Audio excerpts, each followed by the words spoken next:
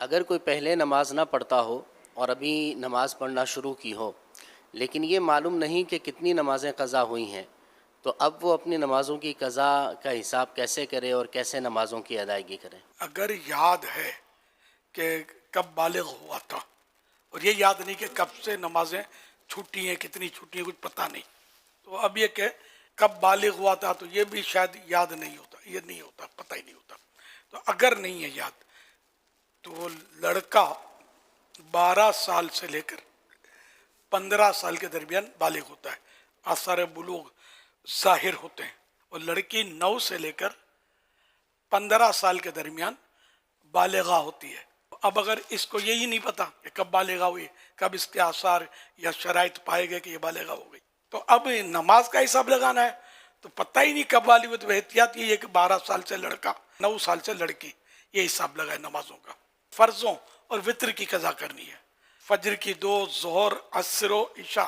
کی 4 فرض، مغرب کی 3، اور عشاء کے فرض کے ساتھ 3 وطر بھی قضا کرنے ہیں۔ تو یوں یہ کل رکعتیں بنتی ہیں 20 ہے نا روز کی، تو یہ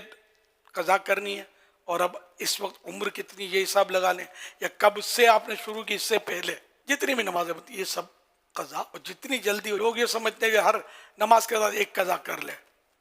یہ نہیں ہے، بلکہ واجب ہے کہ جتنا جلدی وہ سب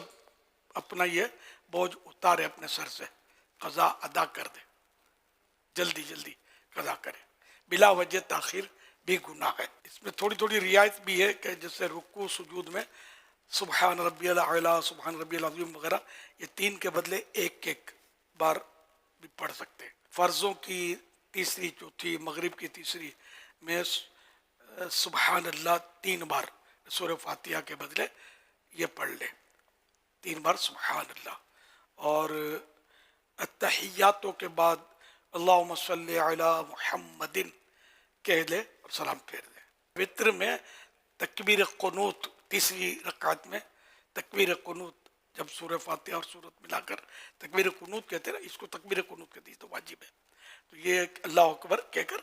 اب دعائے قنوت جو ہے اس کی جگہ یہ پڑھ لے اللہم اغفر لی، یا 3 بار یہ کہہ لے اللہم اغفر لی، اور اب اسی طرح رکوع سجود وغیرہ۔ تو یہ تھوڑی تھوڑی تخفیف بھی بیان کی ہوئی ہے، تو یوں یعنی کہ تخفیف مانے کم کرنا، کہ یہ تھوڑا جلدی جلدی آدمی پڑھ سکے، لیکن اس کا جلدی کسی کو بولے جلدی پڑھو تو وہ 2 سجدوں کے درمیان برابر بیٹھے گا نہیں، جلدی پڑھنی ہے، یہ تو واجب ہے بیٹھنا، جلسہ جس کو پورا بیٹھنا ہے، رکوع کے بعد پورا کھڑا ہونا ہے، یہ نہیں کرتے، سمجھتے جلدی، یہ جلدی نہیں ہے۔